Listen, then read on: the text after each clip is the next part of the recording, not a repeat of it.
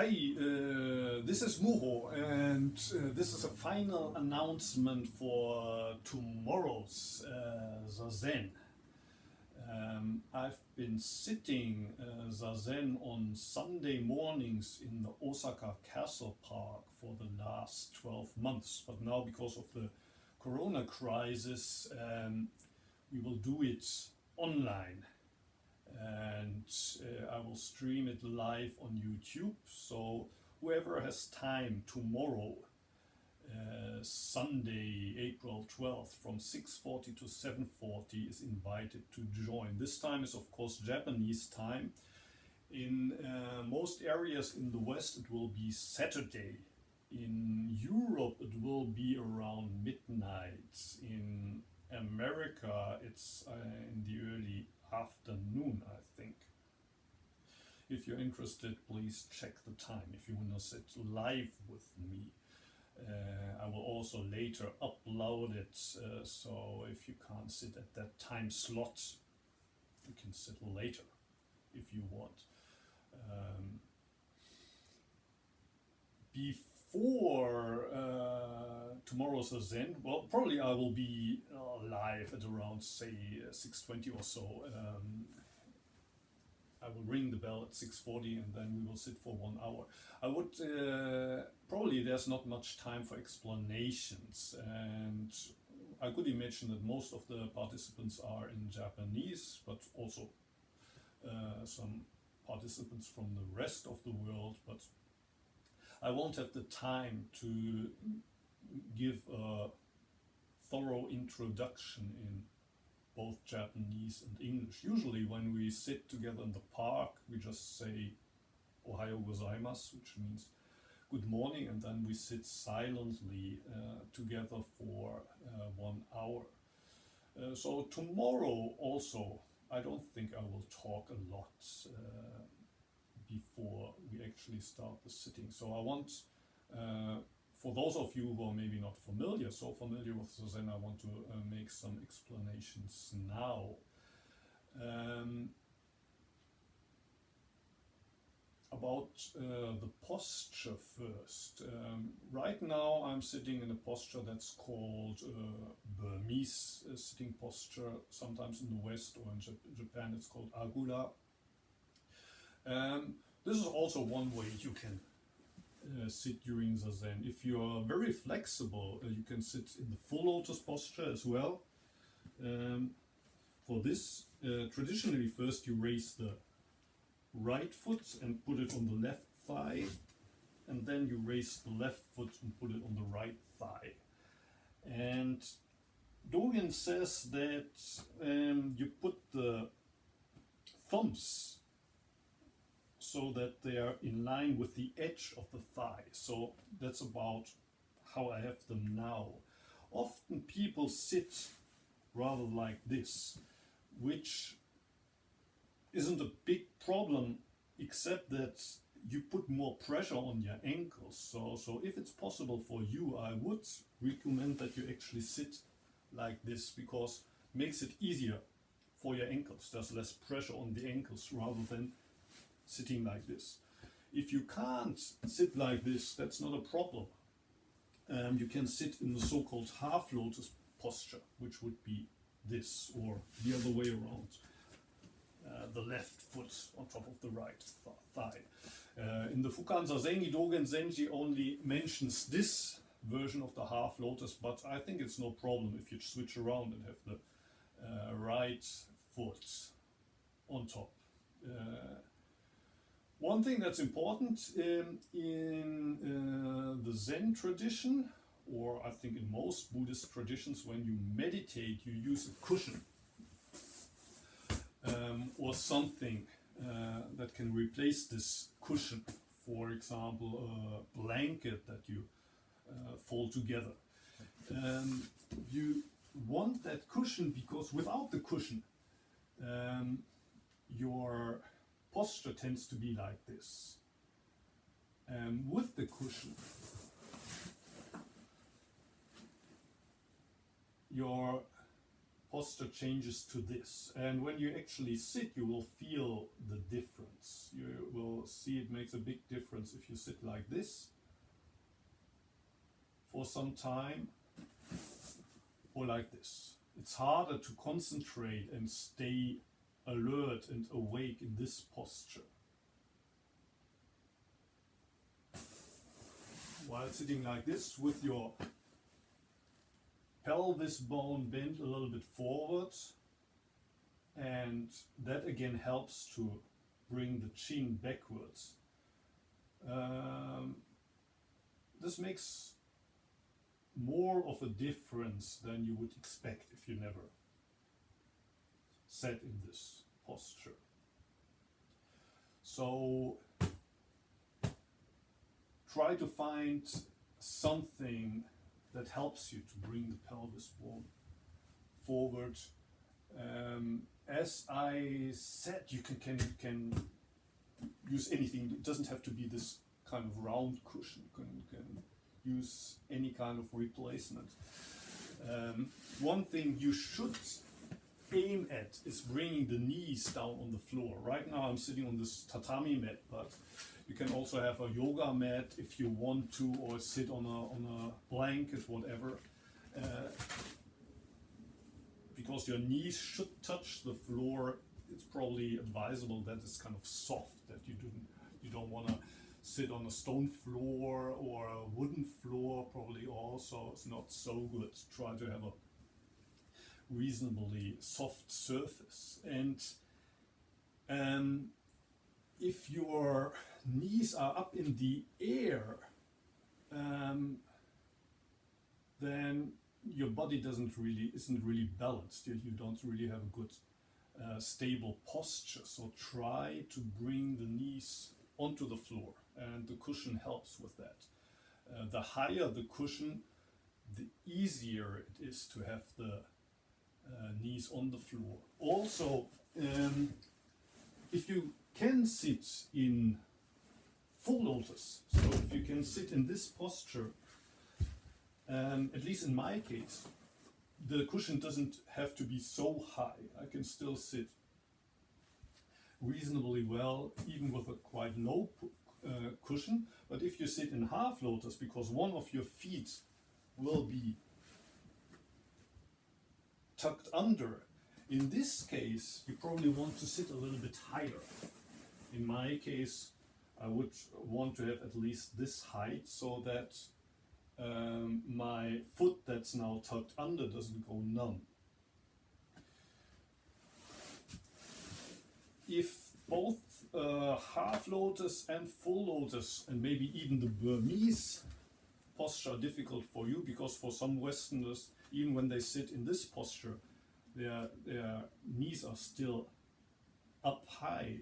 If all of these postures are difficult for you, you can also do a kneeling posture like this, and you use the cushion to put it under your buttocks. You can also sit like this. Well, all of these postures involve a certain amount of pain. So, well, try to find one that allows you to sit for an hour without moving, if possible. Well, as I won't see you tomorrow, of course, you're free to move around as much as you want. I won't be yelling, I won't be hitting you with these sticks here. I mean, we don't do that in Untitled either, but I mean, in traditional Zen monasteries, you move around and you get hit. Won't happen tomorrow.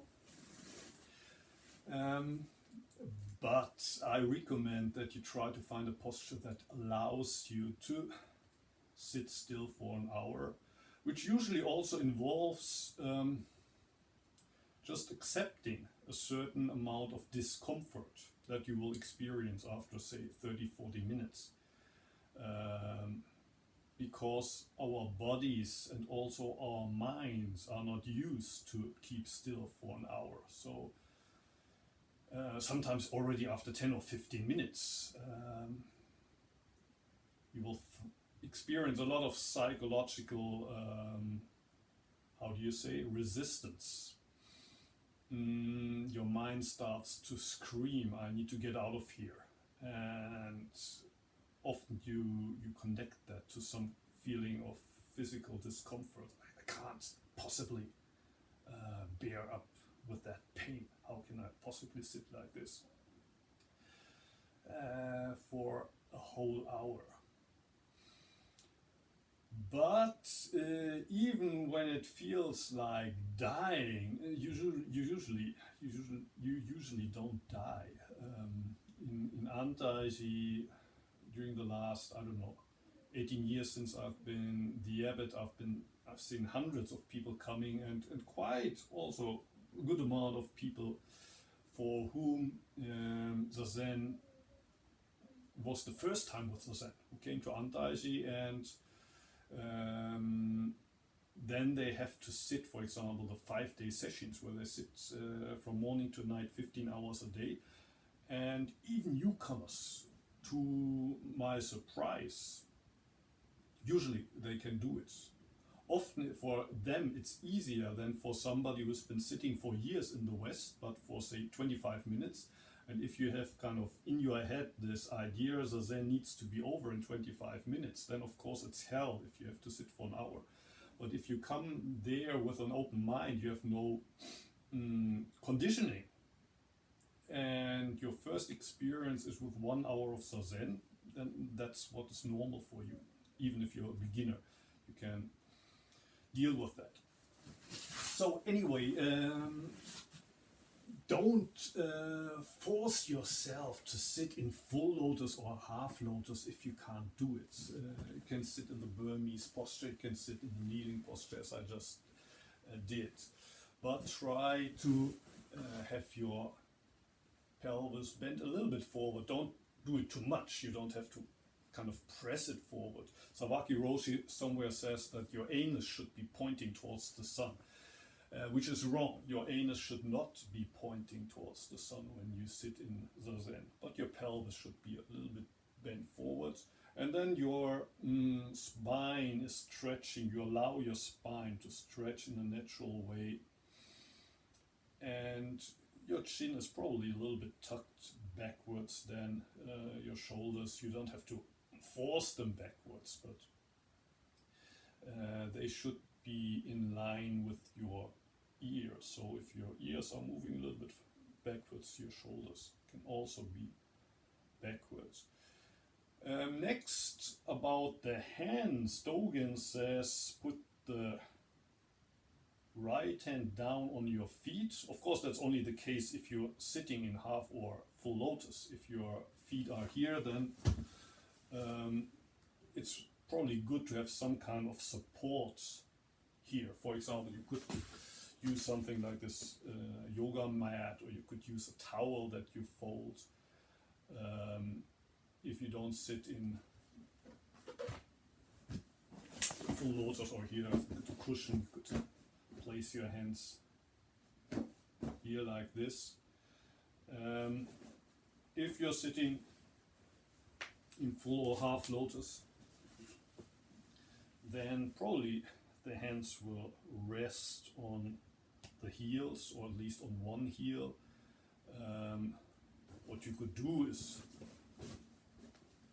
put something on top of the other heel, so that makes it easier to balance the hands.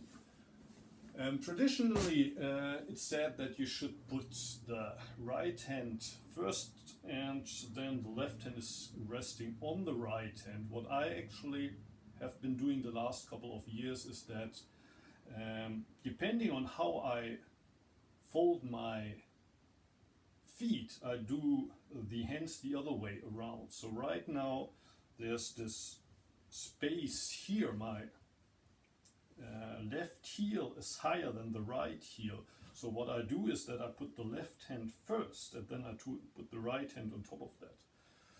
You don't have to do it like this. Traditionally in Soto we do it the other way around, but you can also maybe experiment with that if you want to. And if I put the feet the other way around, which I do sometimes, then I will put the hands the other way around as well. About the hands, there's some kind of, how do you say, details which you might want, but you don't have to pay attention to. One thing is the exact posture of the thumbs. So if you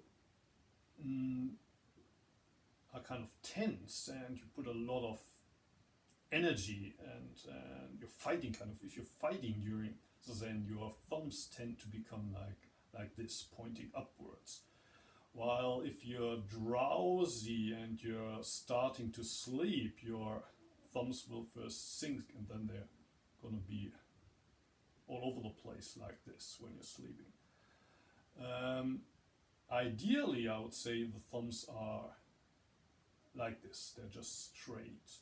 In some traditions they tell you to kind of open the mudra as wide as possible, but I think this would be okay.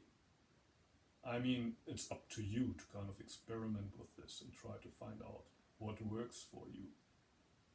Another question is, where should the thumbs be? Except for that, well, they should be straight, but right now my thumbs are touching my navel.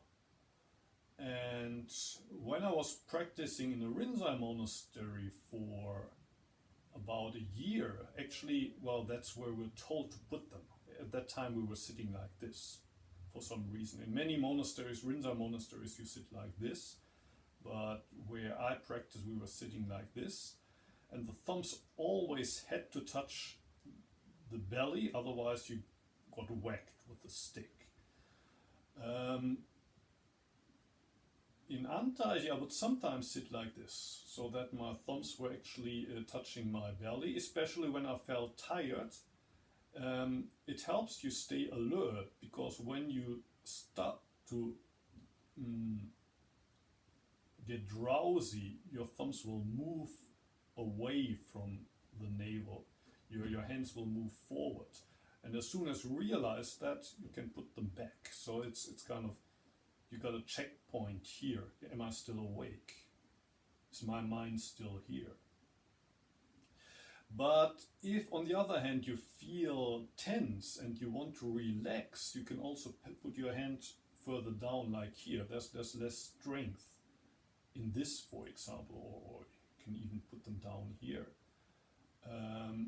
There's less strength here. Of course, well, if you put them too far down, then your shoulders will tend to move forward, so you don't want your hands here, but you can have them somewhere here, and that might help you to come down, calm down, relax.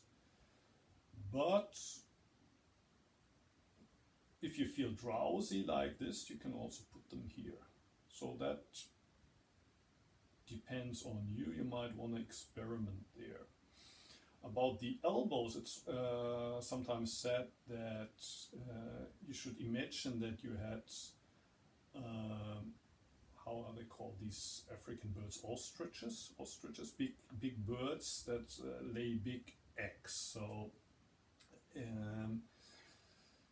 I think a little bit smaller than a rugby ball. But well, imagine you had a small rugby ball, or this ostrich egg here between your trunk and your elbow, and you're holding the ostrich egg between your arm and your trunk. So if you have the arms too tight, then you would break that egg, while if you hold them like this, the egg will fall. So you want to gently balance two eggs, left and right, between your arms and your trunk.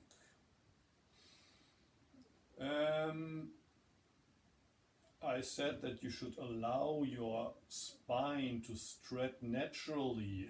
If you consciously stretch it, there's a tendency to also raise the shoulders. That shouldn't happen. So your shoulders should be relaxed, while you allow your spine and the back of your neck to stretch, and your chin moves at that point a little bit backwards especially at least when you compare it to maybe your normal. If you work at the computer normally, you might have a posture like this, and in Zazen you move the pelvis forward, your back stretches, the shoulders will be a little bit further backwards, and also your chin is moving backwards, and the tip of your skull might be 1 centimeters, 2 centimeters, 3 centimeters higher up than when you're in this posture. About the eyes, in Zen we say they should be half open. In many meditation practices you close them. You don't have to be attached to this idea that they should be exactly half open. If you feel tired, you can also normally keep them open. If you have them open, probably it's easier to stay awake. But if you feel agitated or nervous and you want to calm down, you can also close them. But the general idea is that in Zen is not about introspection. It's not that you try to see into yourself, but basically all you see in this moment, that's yourself. So there's no reason to close the eyes so that you can better find your true self, which is somewhere hiding inside. The true self is neither inside or outside. The true self is everything that's happening in this moment. So if you have your eyes open and you see dimly the world outside, what you see there is also your true self. But most of the day we're so absorbed by our, visual perception. Like when we use computer, when we use the smartphone, what we use most are our eyes, this visual input we get. So I think that's one of the reasons why in Zen we don't shut the visual input out completely, but we reduce it to a certain amount, so that we maybe pay more attention to the sounds that we would usually not hear, the sounds of wind and rain and birds, or maybe the neighbors, whatever. And also the physical perceptions, from what you feel at the bottom of your feet to the tip of the skull. All of this also, most of the day we don't pay much attention to, and in Zazen that's also part of the scenery that you have there. So the eyes, you can experiment with that, but the general idea is they are half open and you have them 45 degrees pointed downwards. You can also experiment with either focusing on one point or seeing the whole panorama. If you focus on one point, it helps you to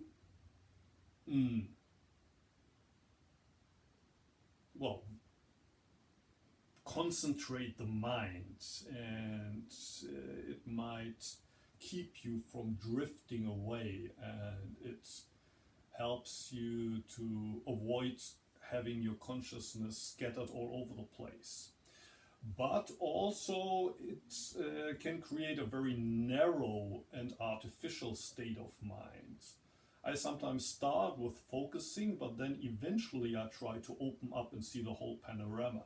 And that's not only for the visual perception, but in Zazen I'm aiming at having my eyes open for the whole panorama, but also to take in all the sounds and to open up to the whole panorama of this physical perceptions. So be open and alert to all 5 senses.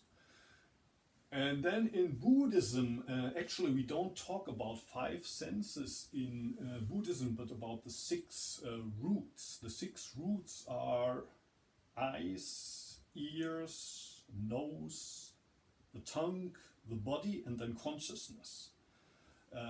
So consciousness is also considered, or is put in one line in the same category as the five senses.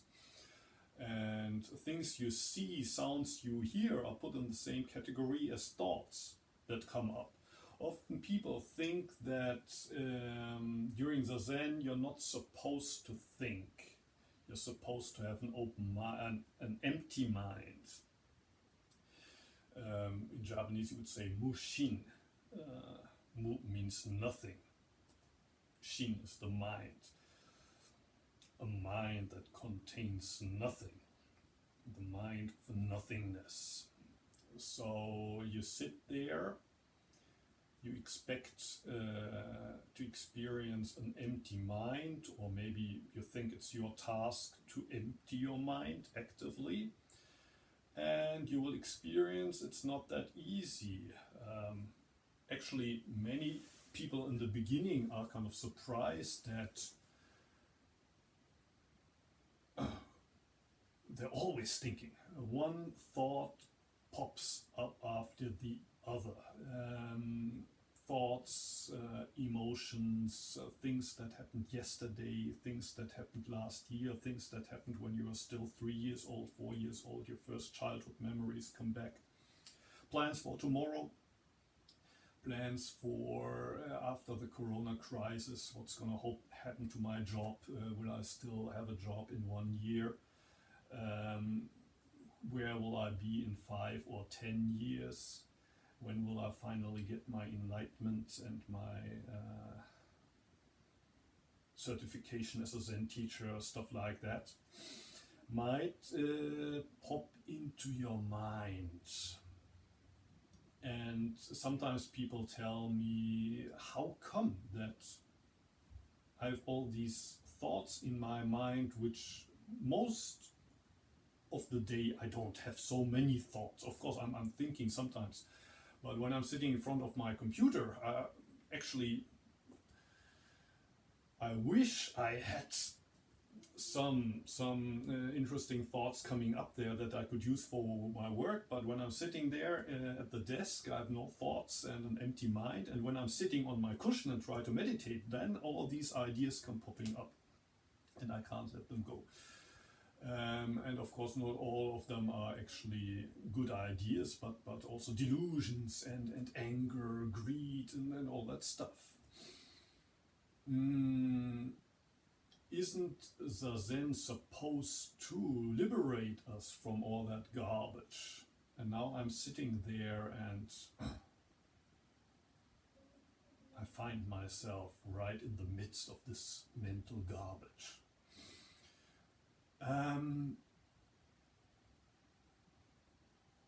The point is, it's not that although we are sitting Zazen, we are having these thoughts, but actually it's because we are doing Zazen that we realize all these thoughts that we have. Sawaki Roshi says somewhere it's like a flea that's biting you on the testicles, like in Japanese you use, well, that's what he's saying. Imagine there's a flea on your testicles and you're right in the midst of a dance with a beautiful woman, a geisha. You might not even realize the flea biting you at that moment. Now imagine the same thing happening during Zazen. You will immediately realize, and you might think this is the most important thing in the world. This flea is killing me. I need to do something about the flea. How come that this is happening during Zazen? Well, actually, without doing Zazen, you might not even have noticed. So it's not that because of Zazen, out of a sudden we have all these thoughts and memories and plans for tomorrow, but it's because of Zazen that we realize how much is happening in our mind without us realizing that normally. Normally we're just slaves of what is happening in our minds, but now in Zazen we can't do anything about it, so you realize what's happening there. And the basic attitude is to let it happen. Don't ignore it, let it happen, let it go, don't cling to it, don't try to cut it off, don't follow these thoughts either. Just let it happen as part of the whole scenery, just as there might be some insect moving over the floor while you're sitting. You don't have to ignore that insect, you see it moving and then it will disappear again. Birds might be chirping when you do Zazen. You don't try to stop these birds, you're not attached to the birds. They sing and at one point they will stop again. In the same way, you listen to these thoughts, you observe these thoughts as if they were birds or if they're cars that pass in front of the house. Let them pass. And there might be one car passing after the other, so what can you do about that? Let one car pass in front of the other. I've been using this metaphor a lot of times, but I will use it once more. Often during Zazen it feels as if you were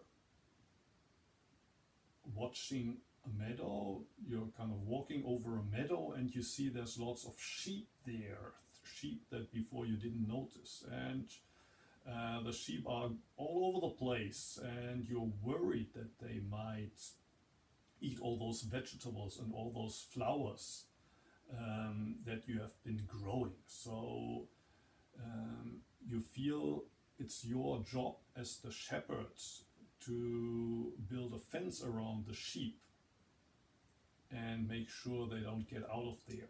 And when you build that fence, you all might notice it's not only white sheep but also black sheep. So you think, oh, I need to separate these and count them and make sure that they all stay in place.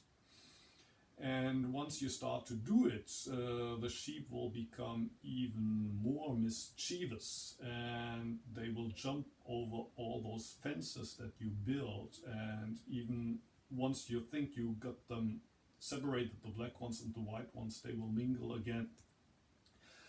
And you might get quite frustrated when you realize all these things that come up in my mind.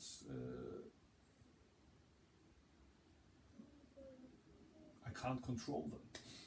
So at one point the shepherd is close to exploding and might say, I'm gonna kill you all. I'm gonna kill all of these sheeps and make a big barbecue party tonight.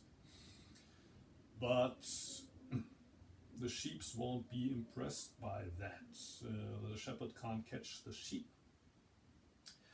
And he's making a hell there on the meadow. And well, if you look on it, or look at this, what's happening there, you calm down and look at it, you will realize that the one who's causing all the problems on the meadow is not this or that sheep, but it's the shepherd that you've been playing all the time. So one thing you can do during Zazen, if that happens to you, is you might discover that in the center of this meadow there's a big tree. Find that tree, lie down under the tree, look up into the branches and give the shepherd a break. So what is this tree? For example, that can be your breath. Maybe for most of your life you weren't even aware that you're breathing. Of course, intellectually you knew I need oxygen to live, but most of the time we're not aware of our breath. that would be that tree. If you give the shepherd a break and let him rest under the tree, look up into the branches. That means you breathe out, you breathe in, and your mind is with the breath. All these other thoughts and emotions don't disappear instantly, but they kind of in the background maybe, but they don't disturb you that much anymore. You can even focus, if you are able to focus well enough on the breath, they almost completely fade out. Or what you could do in the metaphor would be to look into the distance, and you might see there's a range of mountains like the Rocky Mountains, and you look maybe at one peak only, or you look at the whole range. And of course also at that point you forget about the sheep. The sheep are still there, but what you see are the mountains. Those mountains would be your body. You can focus, for example, when you're sleepy, you can focus on the tip of the head or on the nose. If you want to relax, you focus on the so-called tanden. It's an area below the navel. Or you can focus on the feet, or you can watch, well, how are my hands doing? You can stay with the Hokkaijo, the cosmic mudra. All of these are techniques to give the shepherd a break and focus the mind to, well, create some kind of samadhi state where thoughts and feelings are still there, but they don't bring you off balance. The problem with this is that in that kind of samadhi state, your mind is pretty, well, small, restricted. For example, if you watch the breath, you see the breath pretty clearly. You're focused on the breath, but everything else fades out. In the long run, I think during Zazen you should be open to everything that happens. So not only the breath, but the rest of the physical perceptions, the whole visual perceptions, whatever you hear, and also the thoughts. How can you do that without being the shepherd? Well, imagine you watch that meadow from the perspective of the sky. You see everything that's happening there. You see the sheep, but you don't try to control them anymore. You don't build any fences. You don't separate the white and the black. Or you could also say it's like you're watching planet Earth from the moon. And you watch planet Earth, but you don't have to arrange things on planet Earth. And there's a huge difference between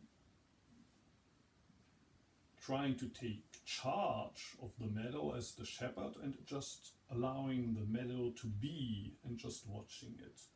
But in the long run, I think there's still some pitfall there, because you might now become very attached to this position of the observer. I'm the neutral observer.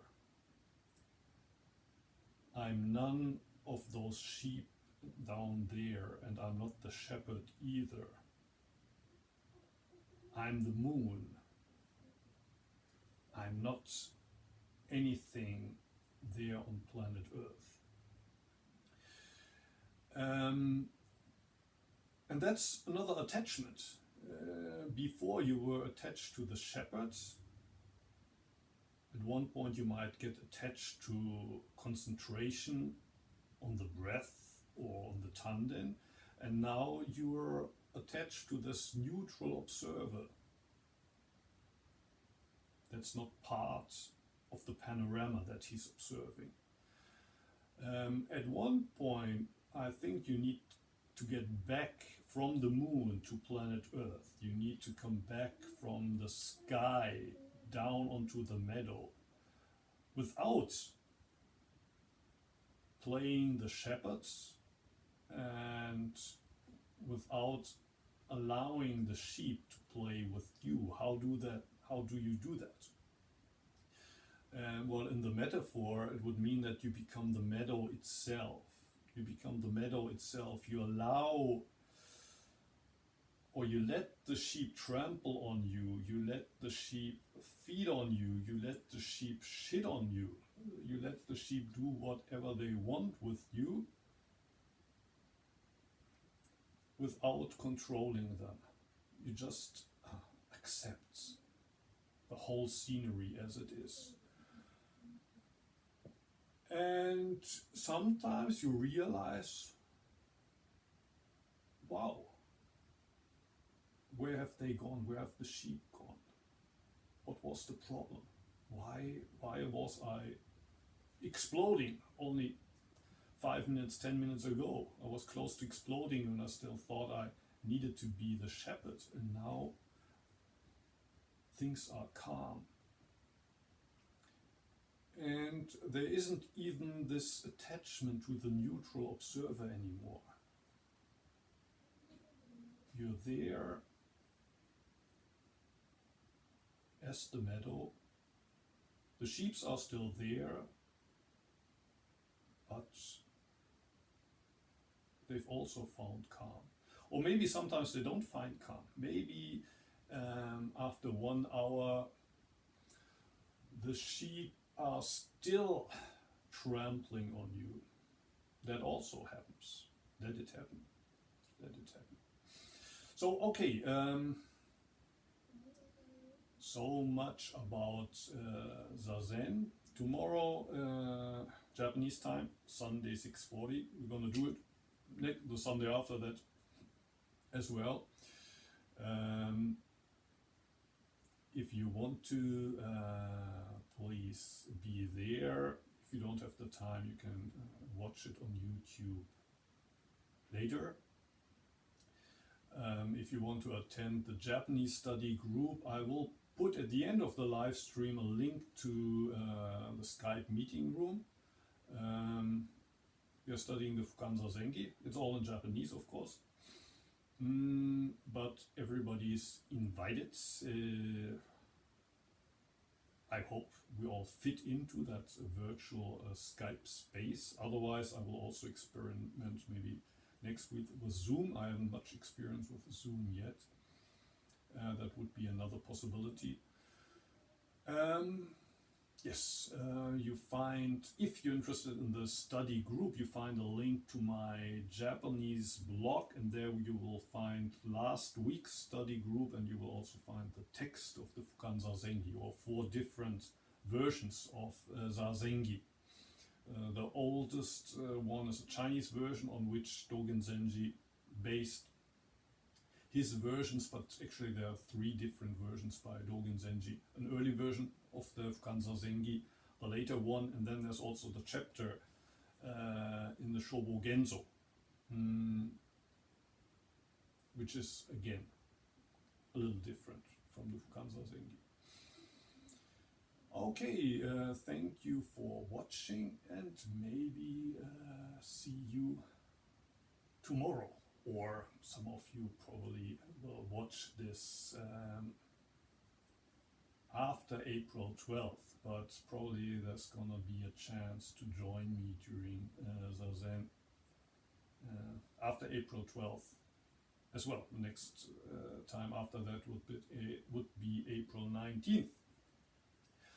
And once this crisis is over, we will probably be sitting back in the park, but well, you can join me in the park then if you're in Japan, in Osaka, or I will also be on YouTube in the future. I don't intend to quit YouTube completely, even when we're welcome to leave the house again. Okay, so much for today. Have a good time.